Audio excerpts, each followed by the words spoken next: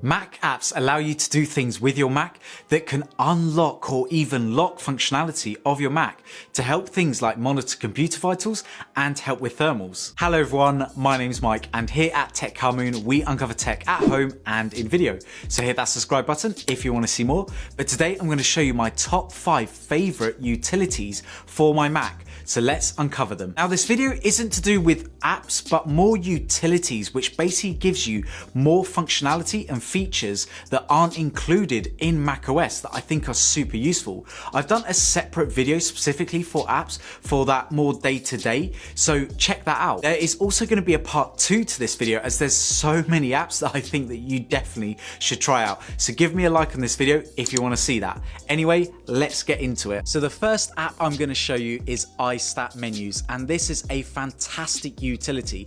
Now for me, I really like the CPU, GPU and RAM monitoring features of this utility. When it comes to fan speeds and CPU temperatures and stuff like that, there is a second app which I'll speak about in a second which does a much better job, but I'll tell you why I love this one for CPU and GPU and RAM monitoring. So as you can see, it's got a whole bunch of features, but let's get into how I use it and the way that I have my notifications and the menu monitoring options set up on my Mac. So just on the top over here, as you can see, I've got my CPU, GPU and RAM usage, and I've customized it exactly the way I want it. So as you can see, if we look on CPU and GPU, we've got graphs, we can see how much is, idle, what's being used, all the different types of processors that's being used, as well as graphics usage as well. So we can see the memory and processor of the Intel Plus graphics, which is built into this 2020 MacBook Pro. And then if we have a look at RAM, again, we've got the similar graphs as well, and we can see everything here. Now, if we click on this little button over here, I'll show you how I've got it all set up. So under global, we've got all the menu colors. We can customize it exactly the way we want it. Then we've got notifications. So for me, if the CPU usage is more than 50% for more than 10 seconds, it will give me a banner notification just to let me know that that's going on. Again, you can toggle it on and off, and if you need to add anything, it's just this little plus button on the top. Now as you can see, it has a whole bunch of monitoring features, but I've turned them all off, and I'll tell you why.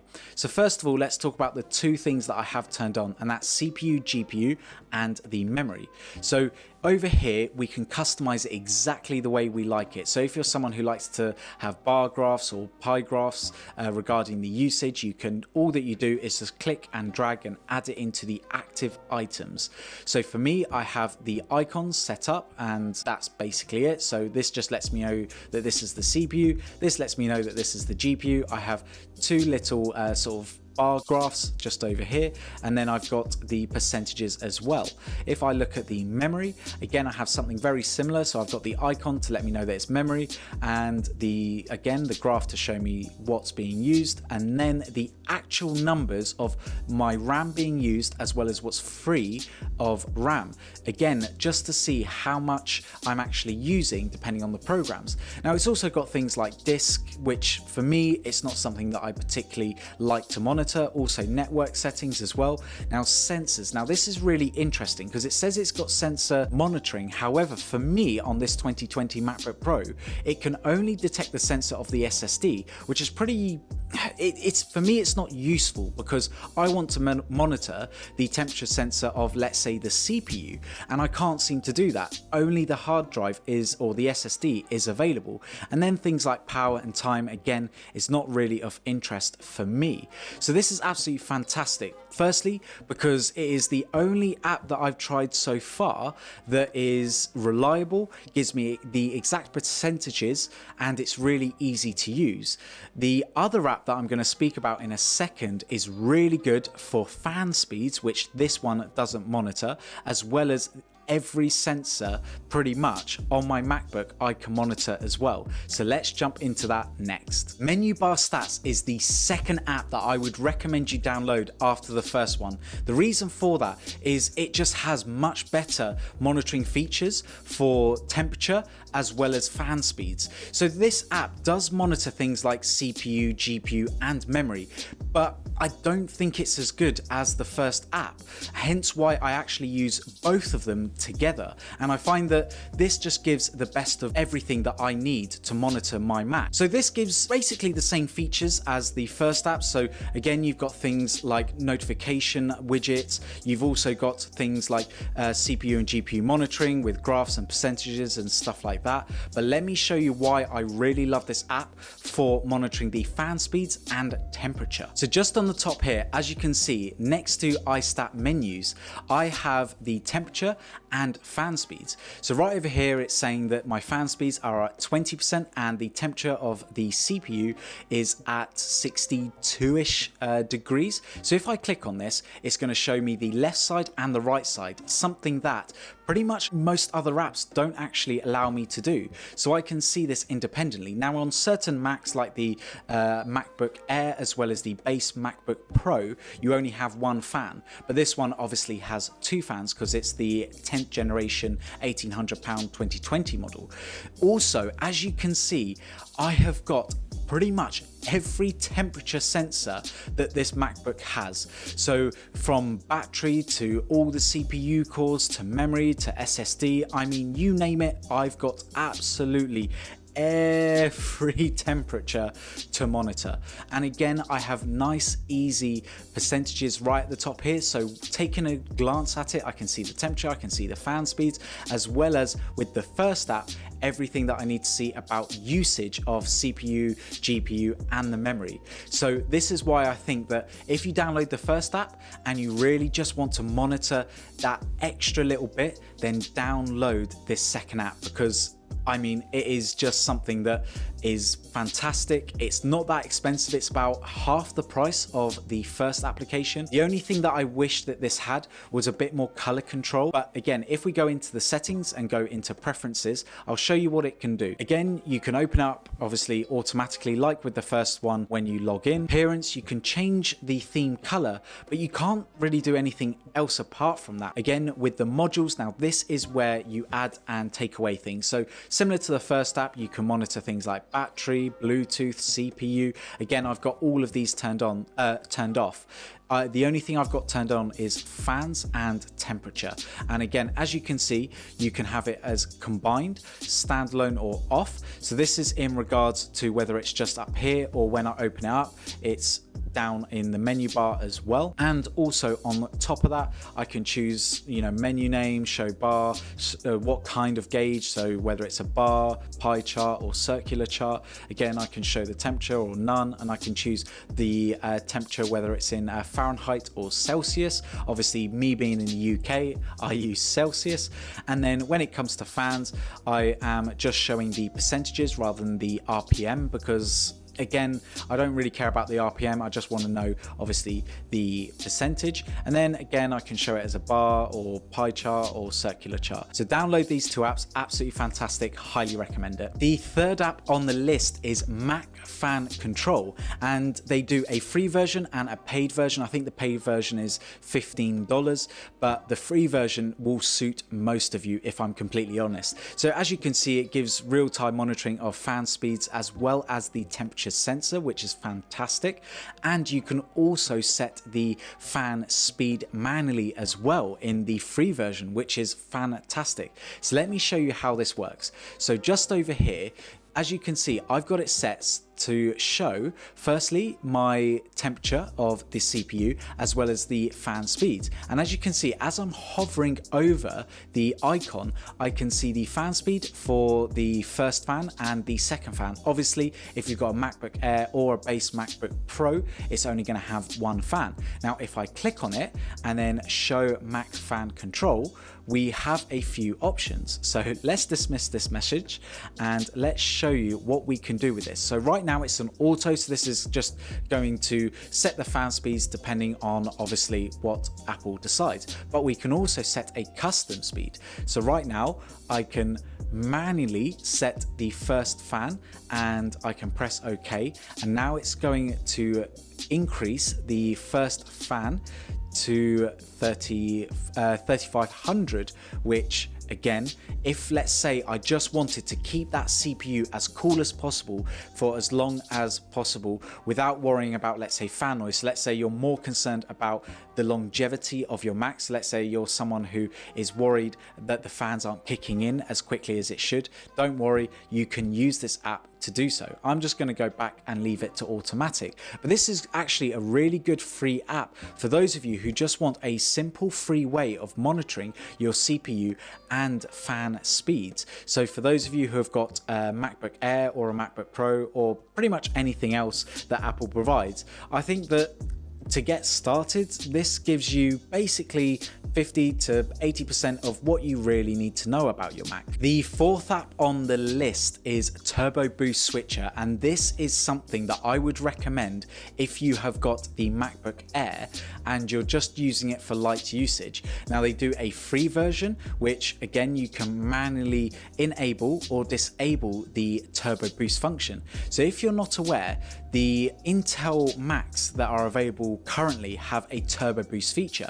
Now this Turbo Boost feature can actually cause your CPU to overheat, especially in the MacBook Air when pushed. Now what this app allows you to do, even in the free version, is to turn off Turbo Boost, and this actually manages the heating issues on your MacBook Air. Now you will see a slight performance drop, not particularly when you're, let's say, surfing the web or anything like that, more so in sort of professional applications. But the nice thing is that this just gives you that option whereby if you're using your MacBook Air, let's say in class, and you're a bit worried that it's overheating, then this feature just makes sure that your MacBook doesn't overheat and blast those fans in the middle of a school lesson. Now the Pro feature enables a whole bunch of stuff. So everything that's included in the free version is obviously included in the Pro, but this one allows a few more features, and I actually have the Pro version because I did find this app super useful. And this has things like auto disable for, you know, when you're not charging. So this is great. So for example, when it's plugged in, it's not really too much of an issue, but when it's unplugged, I might turn off Turbo Boost to save that little bit of more battery. Normally in the free version, when you enable and disable the Turbo Boost, you normally have to enter the password or use the Touch ID every single time. However, on the Pro version, you don't have to worry about that. It's also got some notification integrations, and obviously it's free forever as well. So one purchase and it's all sorted. So let's show you how this app works. So just over here, I've got Turbo Boost turned off and it is on automatic mode. So if we go into configure, I'll show you how I've configured it. So you can do it based on fan speeds. You can also do it based on battery, and you can also do it based on applications running. So as you can see, by default it is off. However, if I'm using Final Cut Pro or QuickTime Player, it will enable Turbo Boost. So what this means is that most of the time, let's say if I'm using Chrome or anything like that, Turbo Boost is turned off. But if I'm using either Final Cut Pro or QuickTime Player, then it will enable Turbo Boost, so I'm getting the maximum amount of CPU power when I'm running these applications. And it's super easy to add another application because, as you can see, using this magnifying glass, I can search for a particular application. So if I click on this button just over here, it's going to bring up all the applications, and let's say for example, I use Affinity Photo and Designer. So I just click on that, and let's say every time I open up Affinity Designer, then I press open. Now it's going to add Affinity Designer to that list.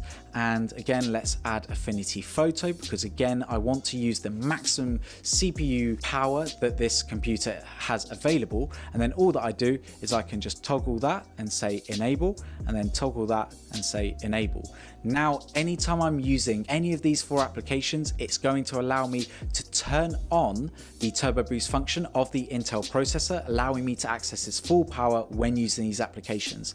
Anything else, it's turned off to save not only the CPU temperature, but also save battery when I'm unplugged. So this is a fantastic feature that the Pro version has that the free version doesn't. But on the free version, you have to keep pressing the Touch ID sensor because you don't have root access when you enable the free version over the Pro version. I mean, it's absolutely fantastic. You got a few things, so you can change the refresh rate. I just have it at the fastest, and yeah, I mean, great app if you want to save a little bit of heat and, you know, add that little bit of extra life to your MacBook Air. Download this app for sure. And the final application is called Helium, and this is a great app that I use probably more often than I should. But what this allows you to do is have your Netflix or YouTube videos playing in the background while you're doing your other work. So as you can see, it's showing coding or schoolwork. And you may be asking, well, doesn't Safari and Chrome offer a similar option? Well, yes and no. They have its limitations and they don't have the customizability that Helium offers. So let me explain. So let's go to Chrome. So first of all, we know that Chrome offers a picture-in-picture mode. So if we click and click again, first of all, it's not working. Let's just try that again. So as you can see, it's really temperamental. So let's try and do it. There you go. So now it's activated. So see, firstly, it's not the smoothest experience, but let's go into picture-in-picture mode. So it does it. It's fine. We can move it pretty much anywhere we want, actually more so than what Safari offers, and we can play it and it works absolutely fine. Let's mute the voice. Firstly, in YouTube, for example, if I want to adjust anything, I have to go back to Chrome because there's no settings right over here. If we try and do the same thing again with Netflix, so again, I try and right click, it's not allowing me to, allowing me to do picture in picture, and Safari is exactly the same. So it's a little bit easier to activate than Chrome, and we enter in picture mode. It offers the same thing, but with Safari it only snaps it to basically any of the corners, and that is the only option we get. So it's actually less flexible than Chrome on a Mac, which is weird. And again, we have the same limitations. If we want to adjust any of the settings, we have to go into the browser itself, and then we can adjust the playback speed or the quality from the browser. Well, this is where Helium comes in. So let's exit out of that and let's enable Helium. So this is Helium, and essentially it's like a mini browser that sticks on to your window, and you can place it wherever you want, like on Google Chrome.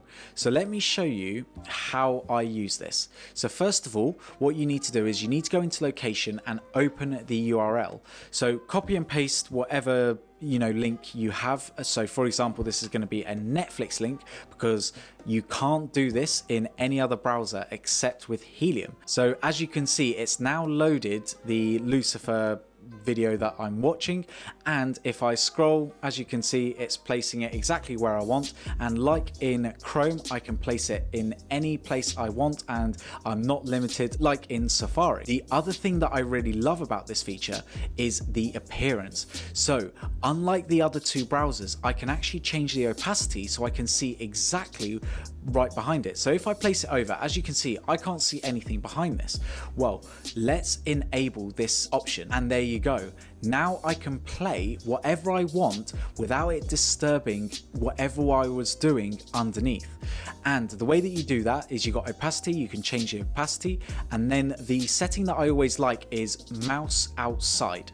So what this means is that, let's say I'm moving over and it's blocking, let's say I don't want it just there. If I move my mouse inside this window, I can adjust wherever I want it. As you can see, I can move it into this corner, and I can scroll up and down. I can see everything behind this window, so it's not distracting as much as the picture-in-picture mode. And I can do this with Netflix, I can do this with YouTube, and unlike with the picture-in-picture mode in Chrome and Safari, I'm actually able to adjust the settings inside this little window rather than having to go back and come out of, let's say, whatever essay I was writing or coding session I was doing. I don't have to come out of that, because if I move my mouse into it, I've got all the adjustments right in this little window without disturbing me. This is why I absolutely love this application, and I believe it's free of charge as well, which is again crazy. Now I will mention that sometimes it does get a little bit buggy. It only has crashed on me a handful of times within the months and probably even the year that I've been using it, if I'm completely honest. And yeah, it's fantastic. So give this a try, and yeah, let's just jump straight back into the video. But there we have it, my favorite utilities that I think you should all try out. I've had so many comments about certain applications that I've used that hopefully this video actually answers those questions for you. Now there'll be links in the description down below, and use those links as it does support the channel. If you haven't already, please follow me on Twitter and Instagram at TechCarMoon. Drop me a like on this video if you've enjoyed it, and hit that subscribe button if you want to see more from me. Also, check out these fantastic videos that I handcrafted myself. I mean, come on, these are just brilliant. Anyway, everyone, look after yourselves, and I'll see you in the next one. Bye.